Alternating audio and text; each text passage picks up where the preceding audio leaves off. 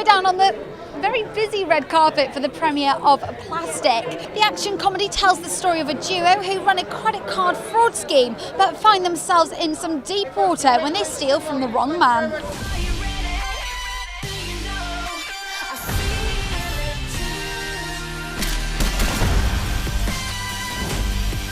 There's only one way to do it. We hunt the big fish. Emma, you're the only girl or the main girl on set. How did you cope amongst all the boys? Well, I'm such a tomboy myself. It was completely normal for me. All my friends are male, so I'm one of the boys, and I had a lot of fun. Did you have good chemistry with your co-stars? Yeah, we got on really well. I mean, yeah, I think it's always important when you're working with a group of people so closely, especially if you're doing a film that actually isn't taking that much time, but it's intense because it's on the sort of, you know, you're on a tight scale and everything else. You have to be in every day, and you've got to get on. If you're not going to get on with people, then it's going to make your job a nightmare. So you sort of, at the end of the day, we're not saving the planet. We're making films. You know, we're very lucky to be entertainers and do what we do. So it's an honour to be able to work with people like Will. And what was it like on set? Was there good sort of camaraderie between the cast? Yeah, really good. Sort of unusually good, you know? And I know people say that, but it was actually really, it's kind of refreshing because I think it's just because we're all kids, and when you're all kids, you can kind of make it. People just make do, you know. When they're adults, boring old adults around, it's always kind of they mess up the equilibrium, you know. This movie tells the story of people getting into trouble. What's the biggest trouble you've ever been in?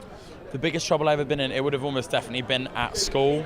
I wasn't much good at school. I mean, I behaved myself, but I wasn't I wasn't good at anything really. Drama was really the only thing I was sort of vaguely competent at. So it was. You've done very well at that, can I just say? Thank you, that's kind. Yeah, stick it to the teachers. But yeah, it was mostly an issue I had with my teachers. It was sort of not being able to complete homework rather than, and I'd give it a go, but just actually not being able to do stuff. For me, it's just a fun film. You know, it's a bunch of kids who, you know, in real life they pulled this off. So to sort of see this, you know, on the big screen and the way they do it, and it follows the original plot quite closely in terms of the main heist.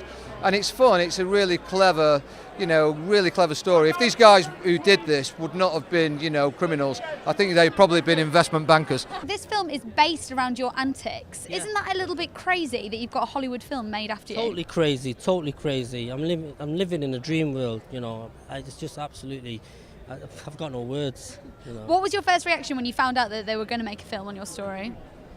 To be honest with you, I thought it was a wind-up.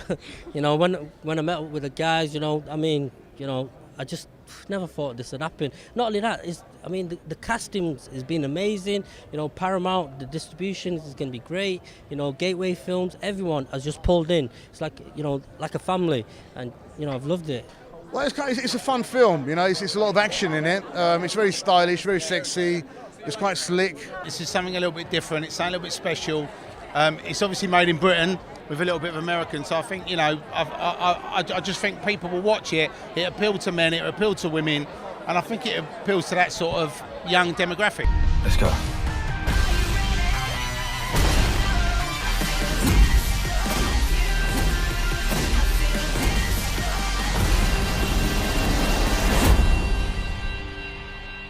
How much can we make?